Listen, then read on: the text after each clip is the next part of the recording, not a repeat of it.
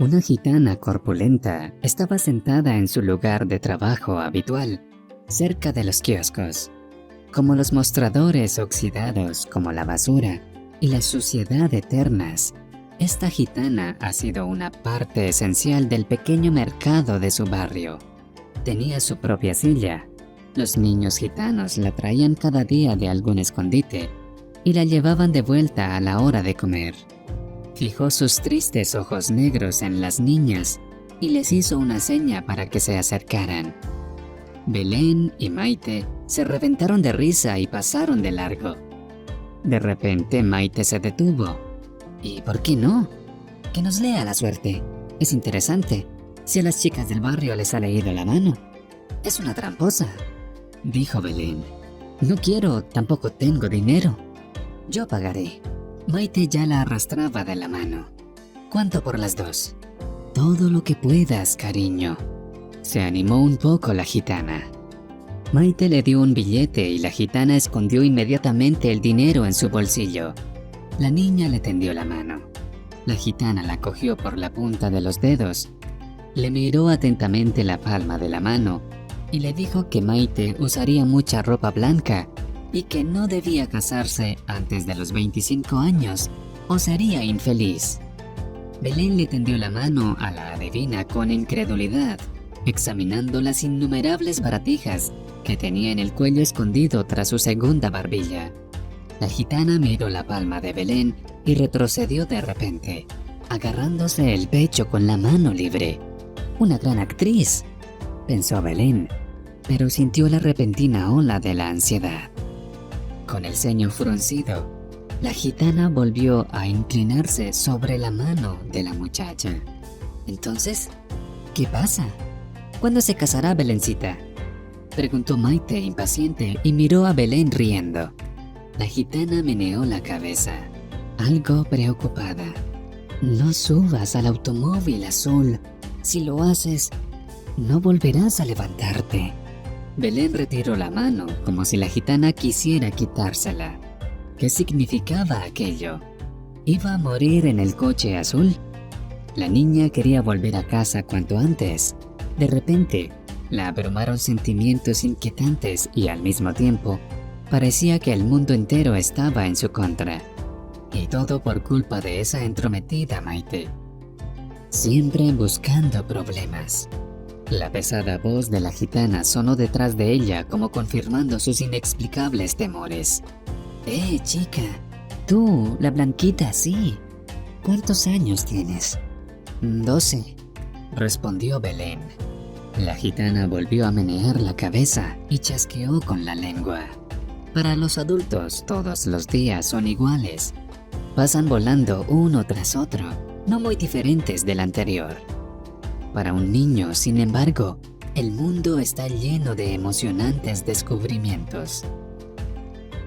Las pesadillas de Belén en las que había visto a la gitana habían quedado atrás, sustituidas por nuevas experiencias. Con el tiempo, Belén empezó a pensar que no hubo ninguna predicción, que todo había sido un sueño, y dejó de pensar en ello por completo. Además, nadie le había ofrecido nunca subirse a un coche azul.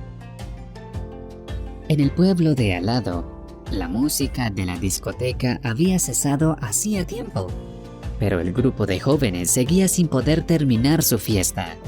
Aunque Belén tenía la cabeza nublada por el alcohol, sabía que esta vez la paciencia de su abuela habría llegado a su fin y que la próxima vez no la dejarían ir a la discoteca. Chicos, en serio, vámonos. Mi abuela me va a matar. Daniel era el más sobrio del grupo, así que estaba destinado a conducir. Tenía mal aspecto, como si estuviera a punto de vomitar. Las luces del coche verde parpadearon somnolientas. El coche expulsó un fuerte suspiro causado por el peso de las jóvenes y por fin arrancó. Belén, la novia de Carlos, a quien sus padres habían regalado este viejo coche para su cumpleaños 18, iba en el asiento delantero. La estrecha carretera entre los pueblos serpenteaba de un lado a otro, y el coche avanzaba inseguro. Daniel, de 16 años, era un mal conductor, pero los chicos mayores apenas podían mantenerse de pie. Bromas tontas y groseras, risas estridentes. Todos estaban alcoholizados, y las maniobras del coche se veían como un divertido paseo que a veces hacía cosquillas en el estómago. Entonces, ¿qué les parece mi coche? Mi padre lo arregló bien, ¿cierto?, preguntó Carlos, como salido directamente de la sala de ventas. Sí, y antes era solo una vieja lata azul. En uno de los oscuros recovecos de la memoria de Belén, se encendió una tenue luz, como si se tratara de una inmensa sala en penumbra. Un fósforo se encendió en el rincón más alejado. ¿De qué color era?, preguntó Belén con el corazón acelerado. Azul, Belencita, ¿por? Y entonces Daniel, como en las películas, se inclinó bruscamente hacia la caja de cambios. Estaba vomitando. Belén se apartó de él con un chillido, apretándose contra la puerta. Daniel soltó el volante con una convulsión y apretó involuntariamente el acelerador. El coche aceleró y dio un volantazo. Todos gritaban como locos. Lo último que vio Belén fue un árbol brillantemente iluminado delante de sus ojos. Inmediatamente después, se oyó un espeluznante chirrido de metal y el sonido de un cristal rompiéndose mientras Belén volaba a través del parabrisas. El arbusto de crisantemos se multiplicaba incontables veces ante los ojos de Belén. Quería verlo de cerca. Lo recordaba. Recordaba que le encantaba el olor amargo y picante de los crisantemos. Deseaba olerlas. Consiguió exhalar Belén.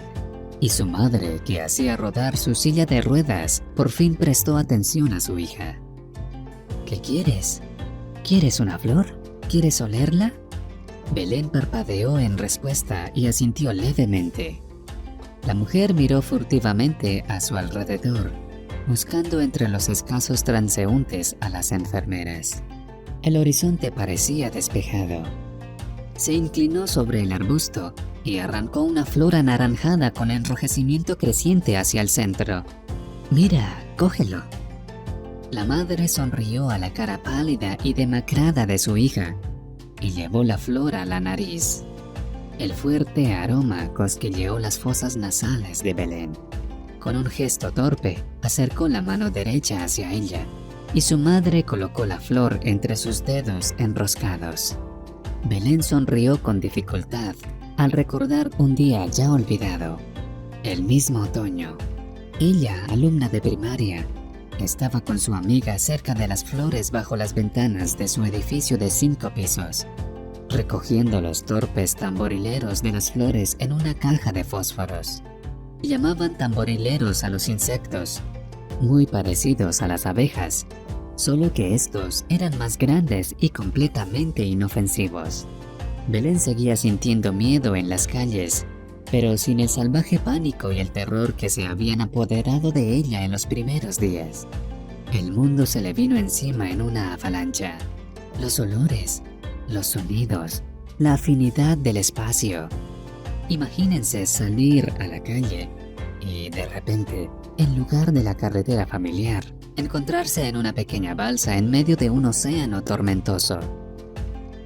Lleva 4 meses entrando y saliendo de hospitales, una de esas veces en coma, y solo recientemente la empezaron a sacar a pasear. Hoy ha venido a visitarla su mamá. 2 veces por semana se turnaba para venir con su papá. Durante el primer mes, Belén no los reconocía, pero poco a poco su mente empezó a despejarse. Solo recordaba fragmentos del pasado.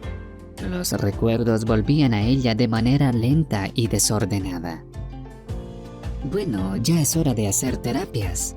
¿Vamos?», dijo la madre y dio la vuelta a la silla de ruedas. Belén tenía ganas de llorar. Los brazos se pueden rehabilitar, pero lo que queda por debajo de la cintura no tiene ninguna posibilidad. Fue el veredicto de los médicos. Le estiraban a la fuerza los brazos, los dedos con los tendones retorcidos y agarrotados. Era muy doloroso. Belén estaba confinada permanentemente a una silla de ruedas y le esperaban largos meses de recuperación de la vista, el habla y los brazos. Pero aún no había tenido tiempo de darse cuenta del coste de este error fatal. La conmoción de su cuerpo era demasiado grande, pero ya se daría cuenta. Belén se sentía como un cachorro arrojado a un cubo de agua. Tendrá que nadar, buscar una salida. Ahogarse sería lo más fácil. El niño miró a Belén con mucha atención, moviendo sus cejas blanquecinas. A Belén le impresionó la pureza e inocencia de sus ojos. Tap, tap, tap, tap, tap, repetía ella, sosteniéndole bajo los brazos y haciéndole dar pisotones en su regazo. Tenía muchas ganas de hacerle reír, pero el bebé tenía otra opinión. Alargó la mano y agarró con fuerza el pelo de Belén con dedos tenaces. «Oh, Fercho, no hagas eso». Maite, la vieja amiga de Belén, acudió al rescate. Liberó el pelo de Belén y se llevó al bebé. Fercho chilló descontento. «¿Qué tal te va por aquí? ¿Qué haces todo el día?» «¿Qué puedo hacer? Leer. Hacer albóndigas con mamá». «¿Estás leyendo?» «Odiabas leer. Decías que era una pérdida de tiempo». «Eso fue hace 7 años, Maite». «Bueno, ahora estoy segura de que lo que hacíamos en aquel entonces era una pérdida de tiempo». «¿Y ahora? ¿No estás perdiendo el tiempo ahora?» Maite miró la silla de Belén y sus piernas inmóviles. Belén miró con dolor a su amiga y Maite se calló. Sí, a los ojos de la mayoría, Belén era una inútil en la sociedad. Un desperdicio de recursos. Ella, Maite, capturada por vanidades mundanas y metas impuestas, nunca entenderá que para Belén el sentido de la vida y su valor no está en la consecución de metas imaginarias, ni en la conformidad con los ideales dictados por alguien. No hace mucho que la propia Belén pensaba como Maite. Durante un largo periodo de depresión y desesperación, cuando el futuro que Belén había imaginado vagamente a sus 16 años, ese futuro en el que era activa, alegre y necesaria, se hizo pedazos en un cruel giro del destino. En aquel momento le pareció que era el fin y que no tenía sentido seguir viviendo. Ahora la vida de Belén es solo vida, un camino medido, una corriente tranquila en la que Belén flota con los ojos bien abiertos y encuentra cada día un pequeño milagro. Ayer nacieron polluelos. Belén ayudó a las débiles bolitas a liberarse de sus caparazones y luego, cuando se hubieron sentido mejor, los acercó a su cara con suaves pelosas. Una cosa que la entristecía era ser una carga para sus padres. Podía ver y sentir cómo a menudo se les encogía el corazón al mirarla. Por el bien de Belén, habían vendido el apartamento y se habían mudado a una casa en las afueras de la ciudad, para que ella tuviera más oportunidades de moverse. Mi vida es un completo desastre. Maite cambió el tema. Mi esposito se volvió adicto. ¿Está bebiendo? Ojalá fuera así. Maite suspiró pesadamente. Se llevó a vender todas las joyas que mis padres habían comprado, incluso mi collar mientras estaba durmiendo. Anoche regresó y otra vez con esas pupilas negras. Estaba re loco. Estaba persiguiendo a alguien imaginario por el apartamento. Luego empezó a buscar un hacha otra vez. Pero no soy estúpida, la tiré a la basura hace mucho tiempo. Oh, no puedo esperar a volver a trabajar en la clínica. Belén se fijó en las ojeras oscuras de Maite. ¿Recuerdas que la gitana te dijo que no te casaras hasta los 25? Recordó Belén. Resulta que tampoco se equivocaba contigo. Maite agitó la mano irritada. Que se cuide mejor a sí misma. A veces la veo en el mercado, la limosnera esa. ¡Ja!